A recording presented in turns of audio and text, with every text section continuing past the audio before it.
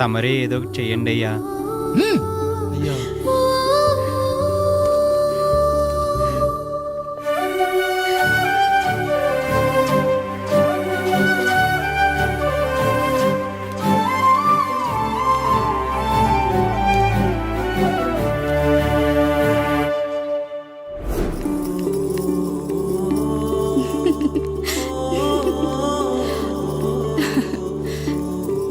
ఈ ఇల్లు, ఆస్తి, ఇంత గొప్ప భర్త, పిల్లలు చాలా ఆనందంగా ఉందండి. కానీ నాకు ఒకటే లోటు.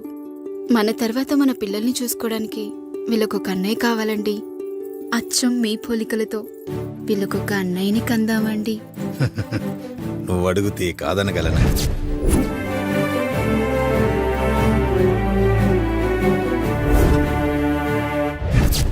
నానా రాయుడెక్కడా? ఇప్పుడే వస్తున్నాను నాన్న.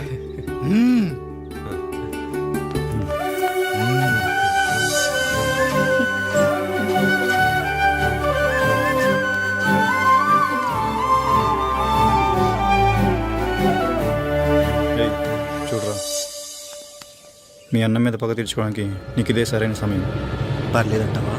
ఏం పర్వాలేదు. అయ్యా ఎరా రంగా, ఏం కావాలో అడగరా. నీకంటూ ఏమి ఇవ్వలేదు, నువ్వు ఏమి అడగలేదు. చెప్పరా. మా అన్నకు నాకు పడట్లేదయ్యా. తోడ పుట్టినవాడని చాలా సహించాను. అడ్డమైన దానాలు చేసి ఆస్తి మొత్తం పోగొట్టాడు. ఇప్పుడేం కావాలరా? కొద్దిగా ఈ కత్తి తీసుకొని వాడిని చంపి పెట్టండి అయ్యా.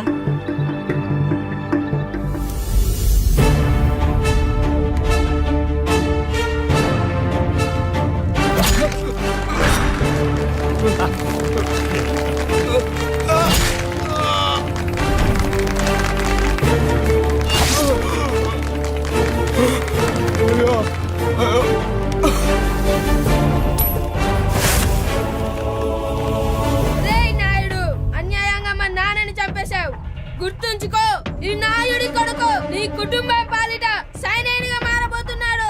నిన్ను, నీ కొడుకుని, ఆడికి పుట్టబోయే కొడుకుని అందరినీ లేపేస్తా.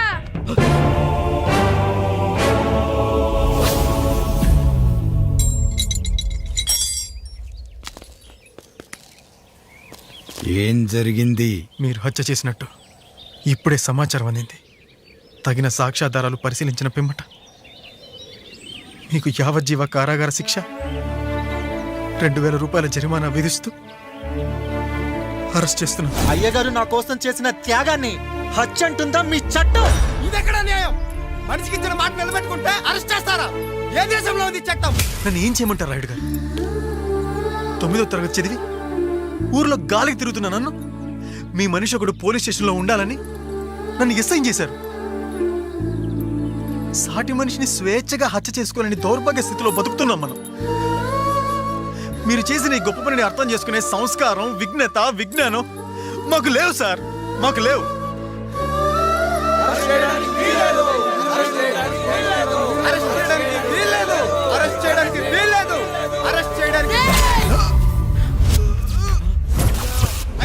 నాయుడు గారు,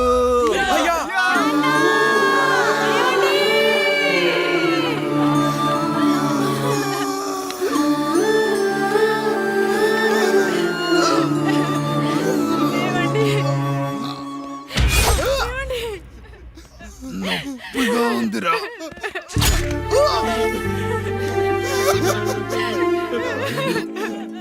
సుధా, నేను లేకుండా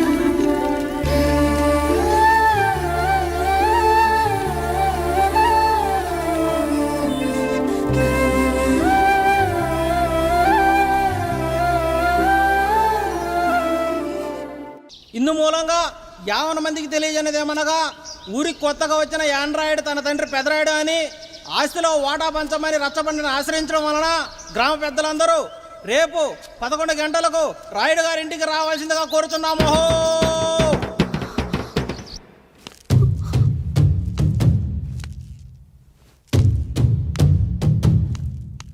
ఎందుకొచ్చారు? తన తాత పాపారాయుడు గారు ఆస్తి తనకు కూడా కావాలంటూ పంచాయతీలో ఫిర్యాదు చేశాడయ్యా.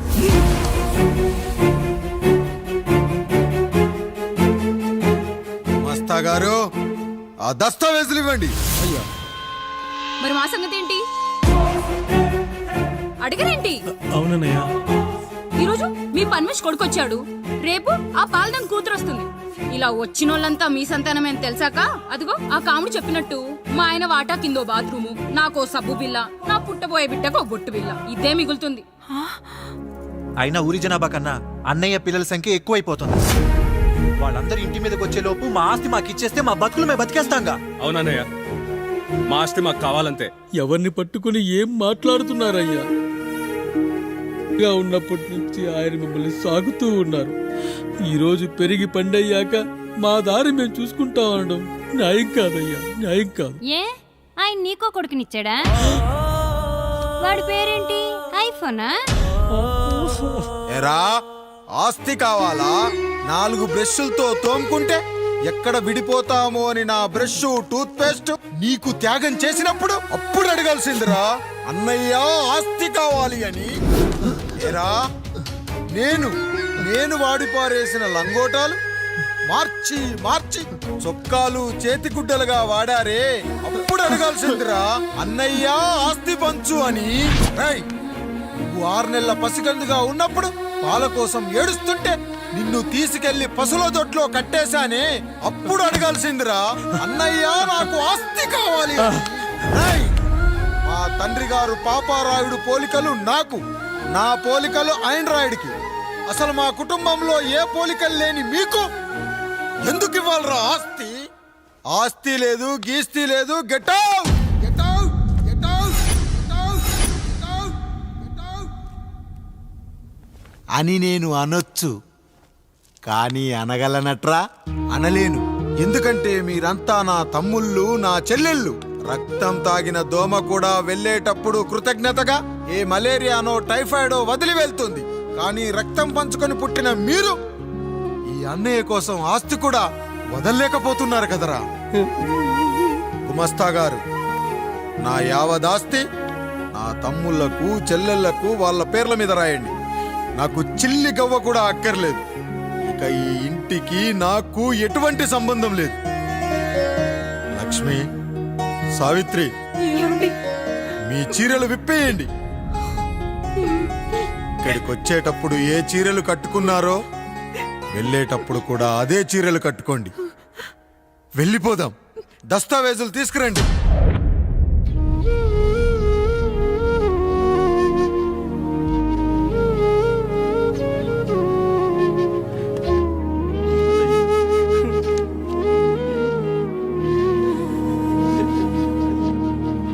ఇక ఈ ఇంట్లో నా పేరు వినపడితే నా తమ్ముళ్ళు చెల్లెళ్ళు బాధపడతారయ్యా. ఈ ఇంట్లోనే కాదు, ఈ దస్తావేజులో కూడా నా పేరు ఉండకూడదు. నేను ఇక్కడ సంతకం పెట్టి వీళ్ళ మనసు నొప్పించలేను. అయ్యా, మొత్తం వదిలేసి మీరెలా బతుకుతారయ్యా? ఎండకు నీడలా, వర్షానికి గొడుగులా నన్ను ఇన్నాళ్ళు కాపాడింది. కష్టాల్లో సుఖాల్లో నాకు తోడుగా నిలిచింది. నా నిజమైన ఆస్తిని, కుటుంబ గౌరవాన్ని కాపాడింది. ఇదేరా నా ఆస్తి, అంతస్తు. ఇదే మా నాన్నగారిచ్చిన లంగోట. బంగారం లాంటి తమ్ముళ్ళే లేనప్పుడు నాకు మాత్రం ఈ బట్టలెందుకురా? బట్టలెందుకురా? బట్టలెందుకురా? బట్టలెందుకురా? వెతికిన దొరకదే రూపం, అరి పిలిచిన పలకదే ప్రాణం. వెతికా నువ్వు నడిచిన దారుల్లో, బ్రతికే నువ్వు విడిచిన శ్వాసల్లో. హో నీడనడిగా, గాలినడిగా, ఎక్కడని నా ప్రాణం. ఏరునడిగా, ఊరునడిగా, ఎందుకని మౌనం. బాధనను విడువనని తడిమినది వెంటపడి.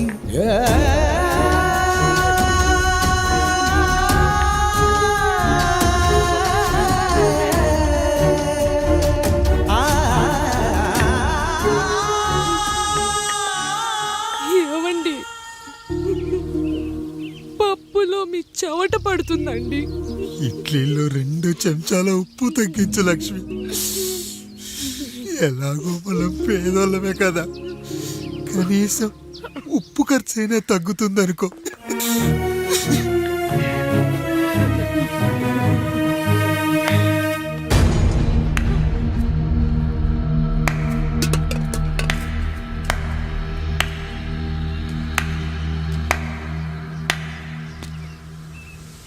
పప్పు రుబ్బుతున్నావా పెదరాయుడు?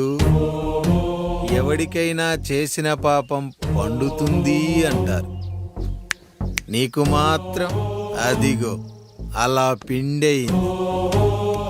అరే రే రే రే రే, చేతి నిండా భార్యలు, ఇంటి నిండా బంధువులు, బీరువా నిండా డబ్బులు, ఊరి నిండా జనాలు. ఏరి ఎక్కడ ఇంటర్వెల్ ముందు ఇంటర్ చదివే కుర్రాడు ఏదో ఆవేశంగా డైలాగులు చెప్పాడు, సెకండ్ హాఫ్ కు మర్చిపోతాడు అనుకున్నావు కదూ? మర్చిపోవడానికి నువ్వు నాకు ఇచ్చింది అప్పు కాదు, ద్రోహం. అమ్మ వచ్చిన ప్రతిసారి అడిగేవాన్ని, అమ్మా నాన్నెక్కడా అని. నీ గురించి తెలిసాక నీ ముందుకొచ్చా, నీ బ్రతుకుని ఇక్కడి దాకా తీసుకొచ్చా.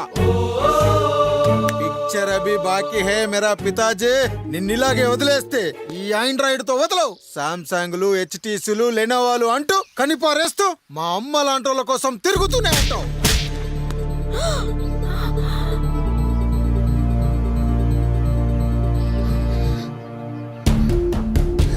అమ్మా అమ్మా, ఛీ, నన్ను అలా పిలవకురా.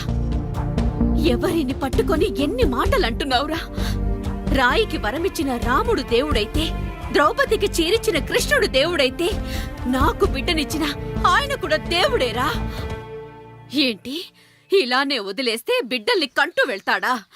అసలు ఆయన కంటూ సొంతంగా ఒక్క బిడ్డ కూడా లేడు.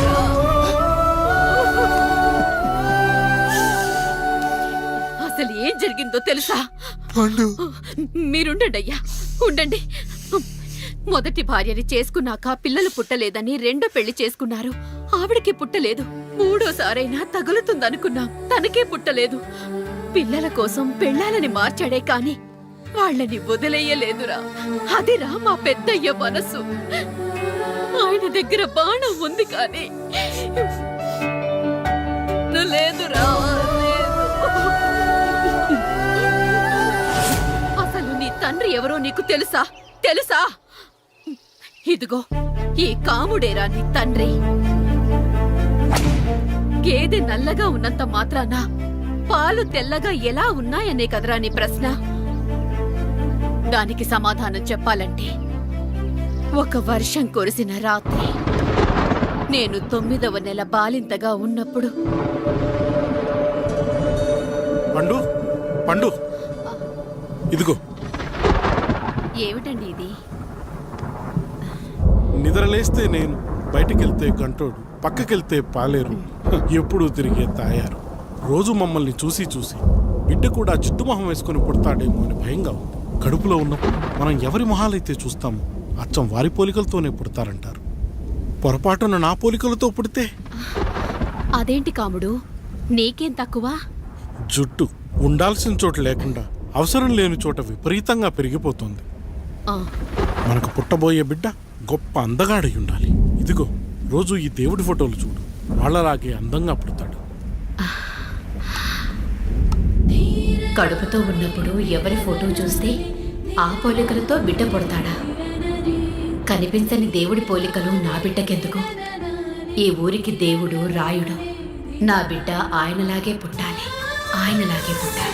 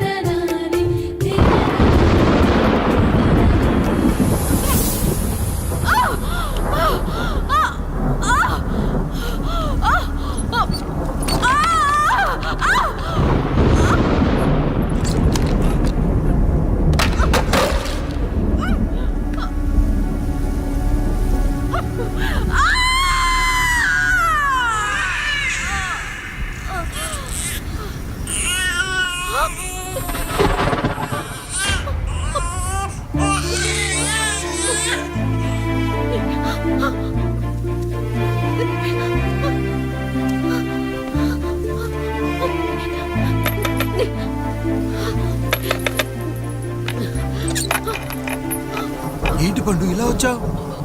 అయ్యా తప్పు జరిగిపోయింది పెద్దయ్యా. ఏం జరిగింది? అసలే నువ్వు ఒట్టి మనిషి కూడా కాదు. ఒక్కసారి ఇటు చూడండి అయ్యా.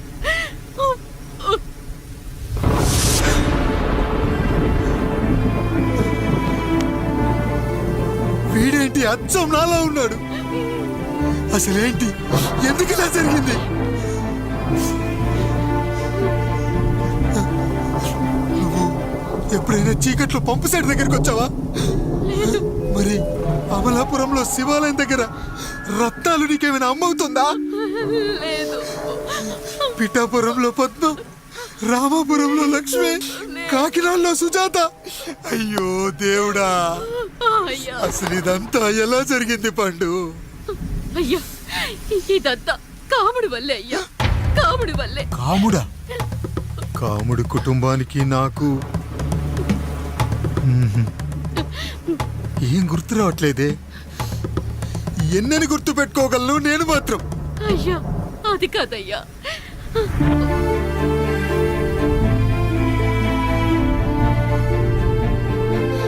అలా రోజు మీ ఫోటో చూసి చూసి అచ్చం మీలాగే పుట్టాడు. అయ్యో, నా పోలికతో బిడ్డ కావాలనుకోవడం ఏంటి పండు? నువ్విలా చేయడం ఏంటి పండు? పోలికల కోసం ఫోటోలు ఎందుకు చూసావు పండు? అందుకే కదయ్యా ముందు ఆ డైలాగ్ చెప్పాను, తప్పు జరిగిందని. ఇప్పుడు ఏం చెయ్యాలయ్యా? స్వచ్ఛమైన మన ప్రేమను ఈ పాడులోకం అర్థం చేసుకోదు. కనీసం మీ ఇద్దరి జీవితం బాగున్నా ఆనందపడేవాడి. వీణ్ణి ఇక్కడ ఉంచొద్దు పండు, బయటికి పంపించు. బయటికి పంపించి బాగా చదివించు, గొప్పవాణ్ణి చెయ్యి. వీడికి అయ్యే ఖర్చంతా నేనే భరిస్తా. అవసరమైతే ఆ డబ్బు కాముడి జీతంలో కట్ చేద్దాం. అయ్యా వెళ్లే ముందు వీడికొక పేరు పెట్టండి అయ్యా. వీడు ఇంకో రాయుడు, అంటే ఇంగ్లీష్ లో అండ్ రాయుడు, అండ్ రాయుడు.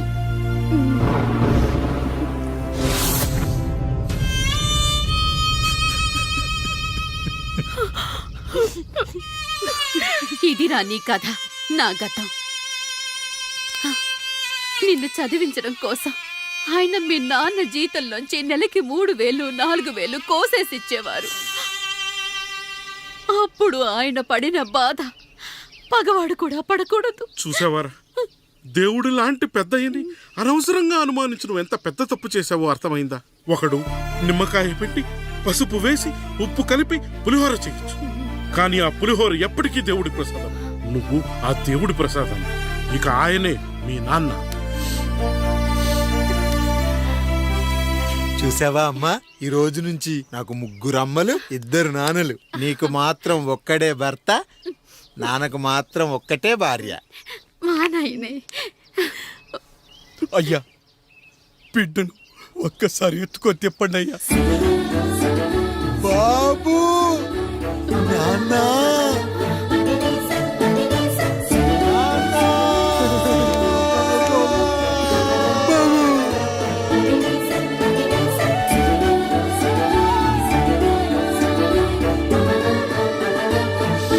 నన్ను క్షమించు నాన్న. ఇప్పటికైనా నిజం అర్థం చేసుకున్నావు. అది నాకు చాలురా, చాలు. చాలదు నాన్న. నిన్ను ఏలెత్తి చూపిన జనంతో చెయ్యెత్తి దండం పెట్టించాలి. అన్నయ్య కంటే ఆస్తు ముఖ్యమనుకున్న మన కుటుంబానికి గుణపాఠం నేర్పించాలి. ఇక నాకు వదిలే నాన్న, నేను చూసుకుంటా.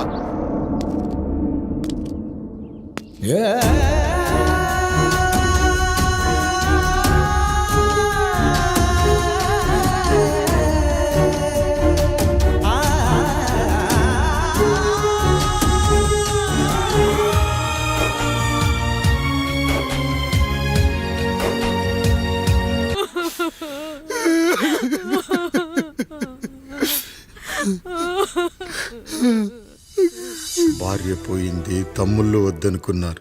కుటుంబం, ఊరు, ఆస్తి ఇప్పుడు ఏదీ లేదు. ఇక నేను ఎవరి కోసం బతకాలి? ఏ కరెంటు నా భార్యను పొట్టన పెట్టుకుందో అదే కరెంటు నా చావును కోరుకుంటుందో. నా చావుతో అయినా నా తమ్ముళ్ళు, నా జనం నన్ను అర్థం చేసుకోగలిగితే చాలు. ఉంటానురా, ఉంటాను.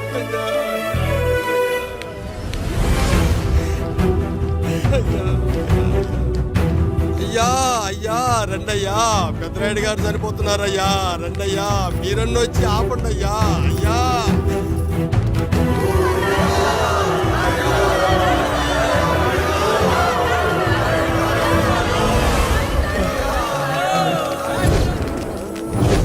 కొడుకుల్లారా, నా బిడ్డల్లారా, నా జీవితం మీకే అంకితం.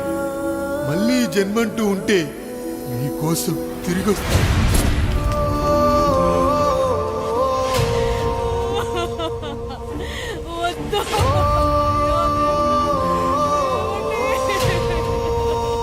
వద్దయ్యా, వద్దు, వద్దయ్యా, వద్దయ్యా.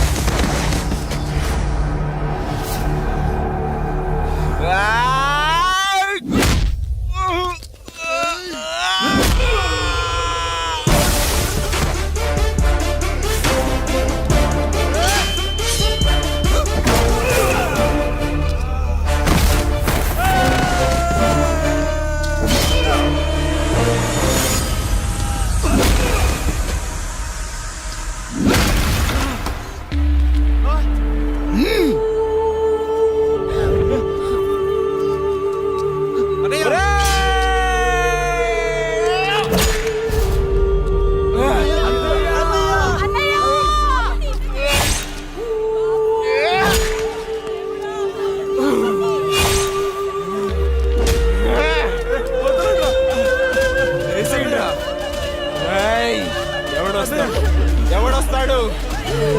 నిన్ను కాపాడటానికి ఎవడొస్తాడు? ఏసేంట్రా?